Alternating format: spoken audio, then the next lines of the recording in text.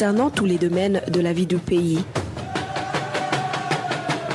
Le magazine Humura Burundi est diffusé sur le web via le site de la RPA www.rpa.bi. Humura Burundi.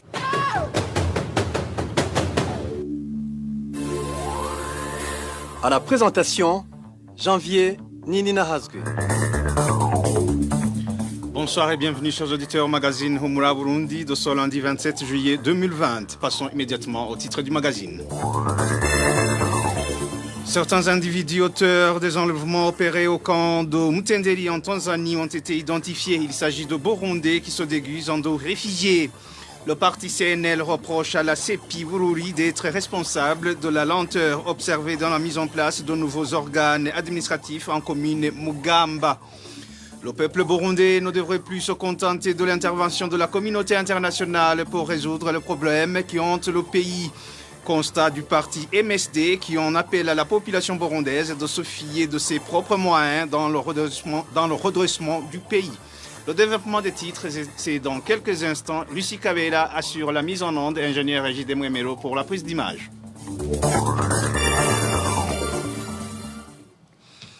Encore une fois, bienvenue Sitine Solandi, des réfugiés burundais du camp de Mutenderi en Tanzanie devant les bureaux du poste de police de ce camp.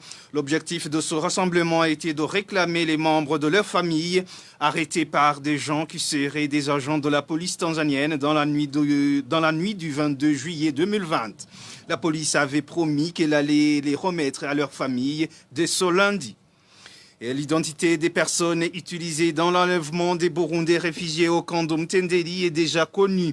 Il s'agit des Burundais qui se font passer pour des réfugiés afin de pouvoir traquer tous les opposants au régime, tous les opposants au pouvoir en place au Burundi. La RPA a pu identifier 7 d'entre eux. Les détails avec Balthazar Mivour. Les pseudo-réfugiés soupçonnés de collaborer avec la police tanzanienne et les services secrets burundais sont Vincent Dihokubwayo de la zone 5, Maombi de la zone 6 et en même temps réparateur des vélos, Roti, un ancien chargé de la sécurité au sein des groupes dits Abasungusungu, Bisiduka de la zone 5, Fidel Sinome Wayomba de la zone 5, Emmanuel de la zone D et Désiré de la zone 10. Selon notre source au cas de Mutenderi, 3 parmi ces pseudo-réfugiés qui jouent le rôle d'indic ont été repérés lors de l'enlèvement de 5 réfugiés par des gens en tenue policière mercredi dernier. Les indiques repérés sont Fidel, Désiré et Loti. Ces derniers sont vantent en public qu'ils vont en découdre avec tous les réfugiés qui s'opposeraient au pouvoir de Gitega. Les réfugiés du camp de Mutenderi révèlent aussi que ces personnes font des navettes entre la Tanzanie et le Burundi et, qu'à leur retour, ils sont ramenés par les véhicules de la police tanzanienne. Les réfugiés du camp de Mutenderi craignent que ces personnes enlèvent d'autres réfugiés parmi eux dans les prochains jours. Ainsi, ils demandent aux HCR d'assurer correctement leur protection. C'était un reportage signé Balthazar Mibouro. Toujours page sécuritaire, une personne a été tuée ce dimanche en zone Maramvia de la commune Mutimbuzi en province Bujumbura. Le motif de son assassinat n'est pas encore connu. Dans l'entretemps, le présumé coupable qui se trouve être un des administratifs locaux est actuellement entre les mains de la police. Les détails avec Hervé Niuhil. C'était vers 21h passées lorsque Samuel Nibitanga, un Imbonerakure, chef de cellule de la localité de Buhomba en zone Maramvya, a rencontré un groupe de 3 jeunes hommes. Selon les informations en provenance de cette zone, cet administratif à la base s'est adressé à ces jeunes hommes pour leur demander ce qu'ils faisaient à son endroit. Ces derniers lui ont répondu qu'il revenait à lui de le constater. Ce chef de cellule est reparti à son poste d'attache comme sentinelle et il est revenu avec à la main une bouteille cassée. Aussitôt qu'il rejoint le groupe, il a poignardé à des reprises au niveau du ventre et du cou un prénommé Richard parmi ces 3 jeunes âgés entre 25 et 30 ans. Selon toujours nos sources, les 2 autres se sont sauvés et son chef de cellule est retourné chez lui à la 15e transversale. Par après, il s'est enfui muni d'une machette. Arrivé à 300 mètres de chez lui, il a été arrêté par d'autres Imbonerakure. Ces Imbonerakure, en collaboration avec les administratifs, ont ensuite évacué le blessé vers le dispensaire de la localité pour, par après, être transféré au dispensaire de Médecins Sans Frontières où il a finalement succombé de ses blessures. Pour le moment, le boulot de la victime est de tenir au cachot de la zone Maramvia. Joint par téléphone à ce propos, Gaston Singora, chef de zone Maramvia, nous a accrochonné après une brève présentation. Hervé Niyuhire, un homme de 35 ans originaire de la colline Kigaga en zone et commune Nega de la province Kirundo est mort dans la matinée de ce lundi des suites de ses blessures. Étant venu au secours de sa belle-mère qui se faisait tabasser, révèlent nos sources, le nommé Shirambere aurait été poignardé par son père qui n'a pas supporté que son fils s'interpose entre lui et sa femme. Cela s'est passé ce dimanche vers 21h. Selon le voisinage, la victime a tout de suite été amenée à l'hôpital où il succombera peu de temps son arrivée. Carenzo Juvenal, auteur de ce crime, s'est par la suite volatilisé. La police indique être en train de le rechercher activement. Dans quelques instants, nous poursuivons avec la page politique. Les Burundais doivent oublier l'intervention de ce que l'on appelle communauté internationale dans le redressement de leur pays. C'est ce qu'a indiqué Alexis Nduhije dans une conférence organisée par le parti MSD ce samedi. Selon le président du MSD, ces structures étatiques internationales ne visent que leurs intérêts. Suivez.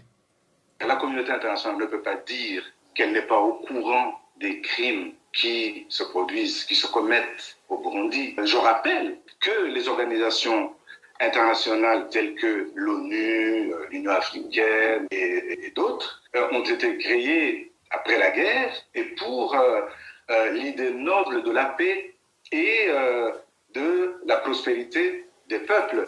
Ce n'est pas des gouvernements. Or, ce que l'on voit aujourd'hui, ces institutions étatiques internationales sont sur la ligne de Hobbes et de Machiavel. Une ligne qui déifie la pensée selon laquelle les États doivent décider pour les masses, ce qui n'est pas mauvais, mais ils doivent décider pour les masses, pour le bien des masses, et pas pour la destruction des masses.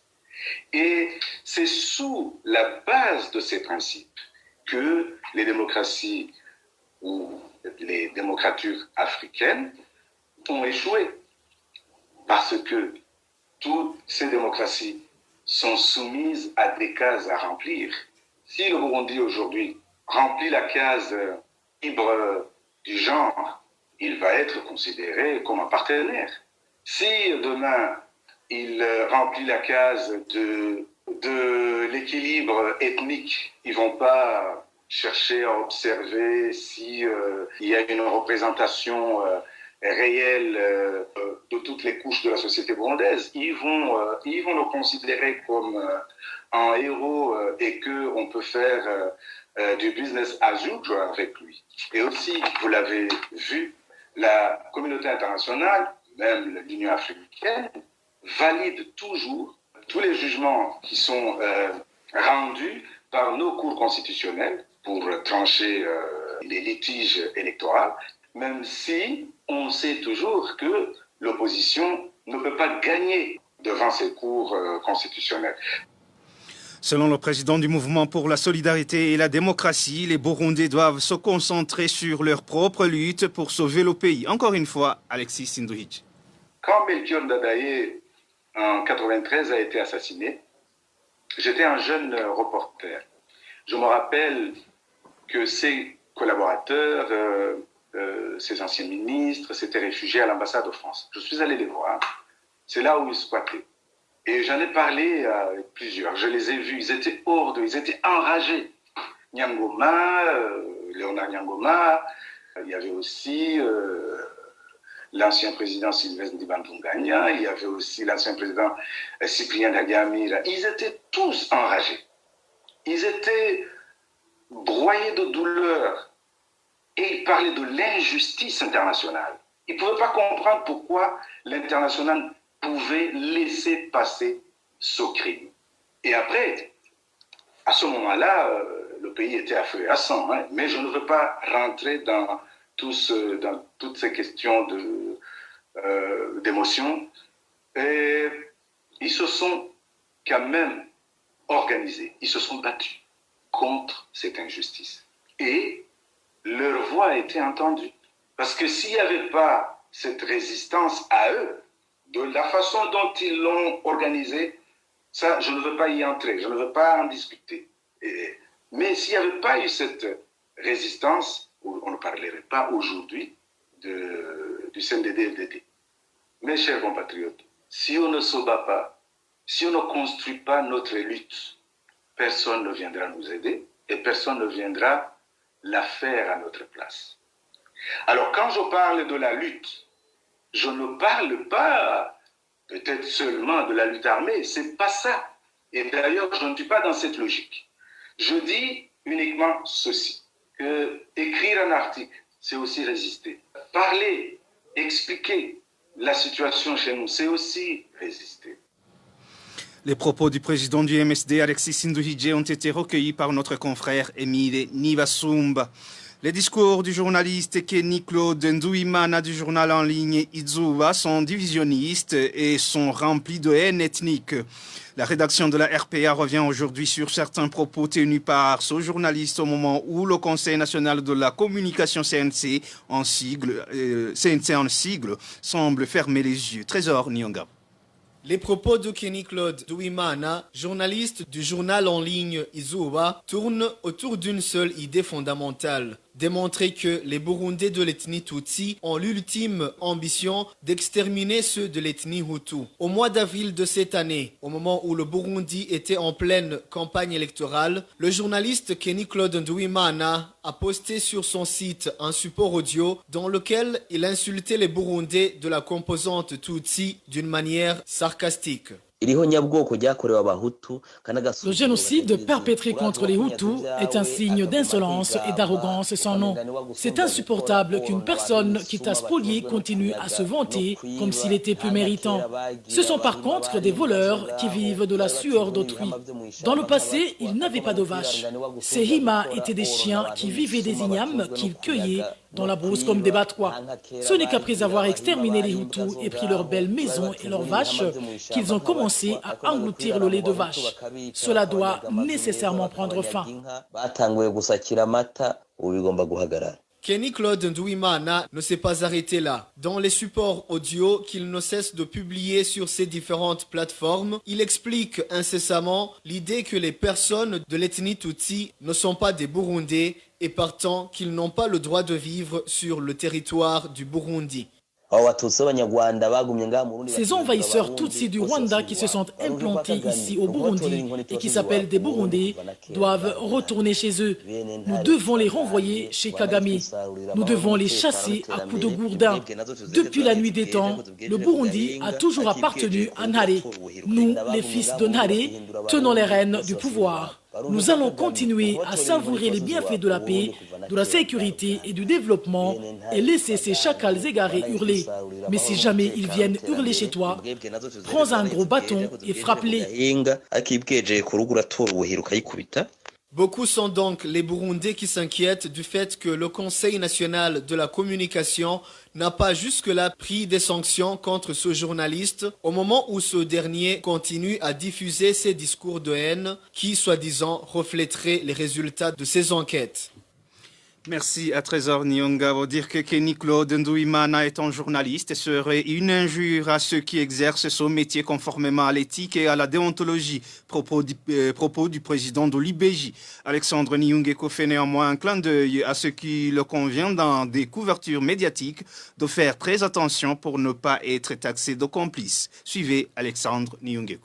Ce monsieur, bien évidemment, se déclare qu'il est journaliste, mais je voudrais rappeler ici que les journalistes ont contré à un code de déontologie et à une éthique professionnelle. Tout ce que ce monsieur fait est plutôt contraire à la profession, contraire à l'éthique, contraire à la déontologie professionnelle. Mais ce qui est étonnant, bien évidemment, c'est que on le voit et on l'entend, qu'il se présente comme ça et qu'aucune des institutions n'a daigné aujourd'hui, je veux dire des institutions burundaises chargées de faire respecter la loi, n'a daigné arrêter ces messages, parce que ce sont des messages divisionnistes, ce sont des messages d'appel à la haine ethnique, d'appel au crime de génocide, c'est un crime de droit international. Et donc, que tout cela se passe comme ça, je pense que, bien évidemment, il y a lieu de se poser la question si, effectivement, cet homme n'est pas finalement un messager de certaines personnes, des gens qui, bien évidemment, veulent se cacher derrière ce monsieur. On attend bien évidemment que, et ça, quand je dis on attend, je pense qu'on a trop attendu parce que ça fait quand même un bon bout de temps que ce monsieur profère des messages haineux et génocidaires depuis un certain temps. Et quand on voit bien qu'il est convié à certaines activités comme la conférence de presse de la Commission Vérité et Réconciliation, on se pose bien la question si vraiment la Commission Vérité et Réconciliation elle fait réellement ce qu'elle devait faire. Et surtout, on s'étonne que ce genre de personnes puissent être accueillies, puissent être, je dirais, reçues avec les honneurs que ce monsieur a reçus, comme on l'a entendu bien dans la conférence animée par Ndaye Tchalié. C'est vraiment inquiétant. J'espère bien que tout ce qu'ils sont en train de le faire, ils savent très bien ce qu'ils sont en train de faire parce que là, je crois qu'ils sont en train de jouer avec le feu. J'espère bien que les adultes ne voudront pas jouer avec le feu parce que jouer avec le feu est très dangereux. C'était Alexandre Nyongeko, président de l'UBJ, parlant toujours des journalistes. Détention depuis 9 mois et 5 jours des 4 journalistes du groupe de presse Iwachu à la prison de Bubanza. Le tribunal de grande instance de Bubanza et la cour d'appel de Nahangwa les ont condamnés à un emprisonnement de 2 ans et demi ainsi qu'au paiement d'une amende d'1 million chacun. Christine Kamikazi, Agnès Ndirubusa, Terence Modzenzi et Ejide Harerimana ont été arrêtés dans la commune Musigati de la province Bubanza alors qu'ils s'y rendaient pour enquêter sur les combats qui opposaient ce jour-là les forces régulières et les rebelles. Ces journalistes ont été condamnés pour tentative impossible de complicité à l'atteinte de la sécurité intérieure de l'État. Les associations des défenseurs des droits humains nationales et internationales ne cessent de plaider pour la libération de ces journalistes qui, selon elles, ne sont victimes que de leur métier. La commune Mugamba n'a jusqu'à présent pas pu organiser les élections pour la mise en place de nouveaux organes communaux. Le parti CNL accuse la commission électorale provinciale indépendante CEPI d'être responsable de ce retard. Pour le CNL, cette commission, en collaboration avec le parti au pouvoir, serait en train de manœuvrer pour que ces élections soient remportées par le CNDD-FDD. Les détails avec Onésime de Chimagid. Ces élections pour la mise en place des nouveaux organes en commune Mugamba étaient prévues vendredi de la semaine dernière, mais elles n'ont pas eu lieu parce que les membres du parti CNDD-FDD et ceux du parti IPRONA n'ont pas répondu présents à ce rendez-vous. Les membres du parti CNL indiquent que ces militants du parti au pouvoir s'absentent à ces élections car ils ont déjà constaté qu'ils ne vont pas remporter.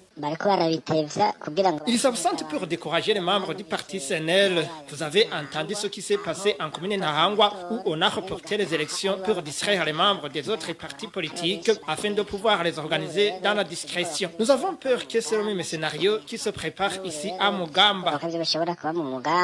Le parti CNL accuse la commission électorale provinciale indépendante CEPI d'être responsable de ce retard. En collaboration avec les membres du parti au pouvoir, cette commission serait en train de manœuvrer pour que ces élections soient remportées par le CNDD-FDD, comme l'indiquent les membres du parti d'Agatogouas. Les principaux responsables de ce retard sont les membres du parti CNDD-FDD et ceux de l'IPRONA, car ils ont remarqué que même s'ils se mettent ensemble, comme ils l'ont déjà fait dans d'autres communes, ils ne vont pas gagner ici à Mugamba. Ils sont en train de cibler des personnes à corrompre ou à arrêter afin d'atteindre le quorum.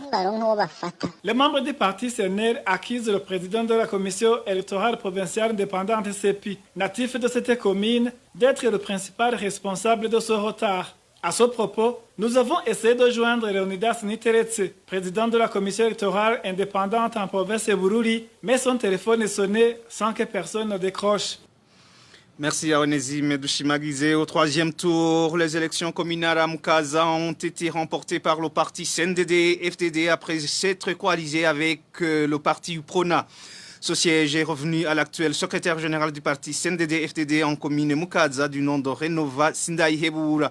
Ces élections se sont tenues en l'absence des membres du parti CNL qui a préféré les boycotter arguant qu'elles étaient truquées d'avance vu que le parti au pouvoir a fait recours à l'achat de conscience pour s'assurer de sa victoire.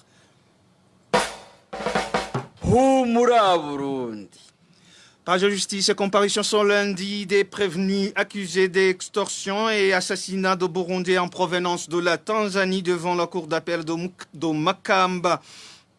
Présentés pour la deuxième fois devant la cour d'appel de Makamba, tous les accusés sont rentrés sans connaître leur sort, le procès ayant été reporté pour la deuxième fois. Éloge Divin Remécha pour plus de détails. Ces prévenus accusés d'extorsion et assassinat de Burundais travailleurs saisonniers en provenance de la Tanzanie ont comparu ce lundi devant la cour d'appel de Makamba après la première comparution qui date de jeudi de la semaine dernière. Ce jour-là, le procès avait été reporté pour aujourd'hui sur demande des avocats de la défense qui ont demandé un report pour consulter les dossiers de leurs clients. Après identification des prévenus, le siège a demandé au ministère public si le procès suivra toujours la procédure de flagrance ou la procédure pénale ordinaire. Après avoir entendu le ministère public, la Cour a mis la cause en délibéré pour se prononcer ce mardi 28 juillet quant à la procédure à suivre. Les premiers prévenus ont été interpellés en date du 16 juillet et sont accusés d'extorsion et assassinat des travailleurs saisonniers burundais de retour de la Tanzanie. Parmi ces prévenus figurent des administratifs, des policiers ainsi que des Imbonerakure. Merci Éloge Divin. Remécha, page de gouvernance, les autorités administratives et policières sont pointées du doigt dans le commerce frauduleux qui s'opère en province Chibitoke sur la frontière burundo-congolaise. Selon nos sources, ce trafic se ferait surtout par voie maritime et serait facilité par les agents de la PAF. Innocent Valentin Singilangabo nous fait le point.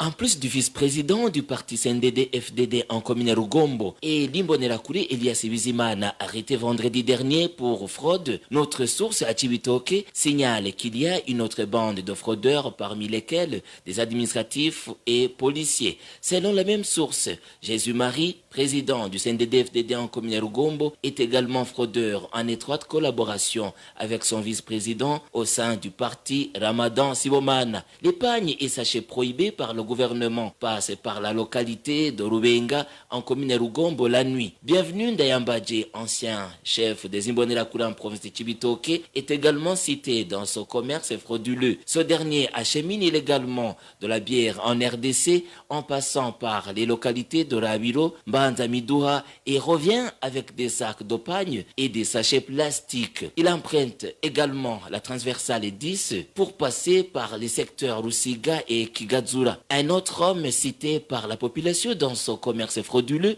est le chef de zone Chibitoke et en même temps chef de la milice Imbonerakure en commune Rugombo, Antoine Mbonima. Les membres de cette bande de fraudeurs se vantent d'être membres influents au sein du parti au pouvoir, le CNDD-FDD, et qu'ils sont intouchables. En commune Buganda, ces fraudeurs bénéficient de la complicité du commissaire de police dans cette commune pour faire passer leurs marchandises librement. Selon toujours nos sources, ce trafic illégal de marchandises se ferait surtout par la traversée de la rivière Rusizi avec la complicité des agents de la PAF sur les transversales 3, 4 et 6 à Gasenyi et les transversales 2 et 3 de Nyamitanga au vu et au su de tout le monde comme si les frontières sont ouvertes. C'était un reportage signé Innocent Valentin Singilangabo, page éducation. Les élèves candidats à l'examen d'État à l'Itabu Kigozi, situé en commune et province Kirundo, disent être préoccupés par le fait qu'ils n'ont pas été suffisamment préparés suite au manque de livres. Une carence qui serait à l'origine du faible taux de réussite selon du moins la direction du dit établissement. Emmanuel Niungeko pour plus de précisions. C'est ce lundi matin que les responsables de l'Itabu Kigozi, en commune et province Kirundo, procédaient à l'alignement des élèves finalistes par ordre alphabétique pour la passation de l'examen d'État qui débute ce mardi. Ces élèves disent ne pas être suffisamment outillés à cause du manque de livres pour les exercices pratiques, comme l'indique ce finaliste de la section agriculture. Je ne peux pas dire que nous nous sommes bien préparés car nous avons rencontré beaucoup de difficultés dans la section agriculture depuis la première année de cette section. Les enseignants dispensent seulement des cours théoriques. C'est une école technique, mais qui ne dispose pas de livres pour les travaux pratiques. Ces élèves ont fait de leur mieux et sont aidés par leurs enseignants pour se préparer à cette épreuve. Selon eux, le manque de livres constitue un handicap majeur pour la réussite. Nous lisons régulièrement les notes et avons suffisamment d'enseignants. enseignants. En ce qui est de la théorie, nous allons nous débrouiller, mais nous allons avoir des difficultés pour la pratique. Nous pensons que le problème réside au sein du gouvernement qui devrait fournir ce matériel, étant donné que les cours pratiques ont une grande pondération. La direction de l'ITAB Kigozi indique qu'elle est préoccupée par ce problème de manque de livres, un problème d'ailleurs soumis aux autorités hiérarchiques, même s'il n'y a pas eu de suite favorable. Marc Nzisabila, chef de cet établissement, indique que si ce problème est résolu, cela augmenterait le taux de réussite à cet examen d'État. L'Institut technique agricole de Kigozi compte 106 candidats à l'examen d'État répartis en 3 sections. La section agriculture, section vétérinaire et celle des technologies des industries agroalimentaires. Merci à Emmanuel Niungeko pour clore ce magazine. Les victimes des récentes inondations d'Ogatumba ont bénéficié ce dimanche d'une aide en vivre et non-vivre, dont des couvertures et matelas. Estimés à plus de 400, ces sinistrés ont également reçu une petite enveloppe de la part de la communauté des églises Minevam en visite dans le site de Kinyinya 2 qui les héberge. Et c'est par ici, mes chers auditeurs et auditrices, que nous mettons fin à ce magazine Humura Burundi de ce lundi 27 juillet 2020. Merci pour votre aimable écoute. Merci à toute l'équipe de la rédaction. Merci à Lucie Kavela et à l'ingénieur J.D. Mouemelo pour la bonne collaboration technique. À la présentation, vous étiez avec Janvier Ninina Hazwe. Bon début de la semaine.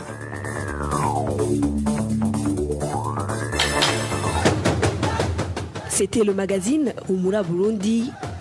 Un magazine comprend pour relier les Burundais en exil, et ce toujours au pays, à travers une information de qualité.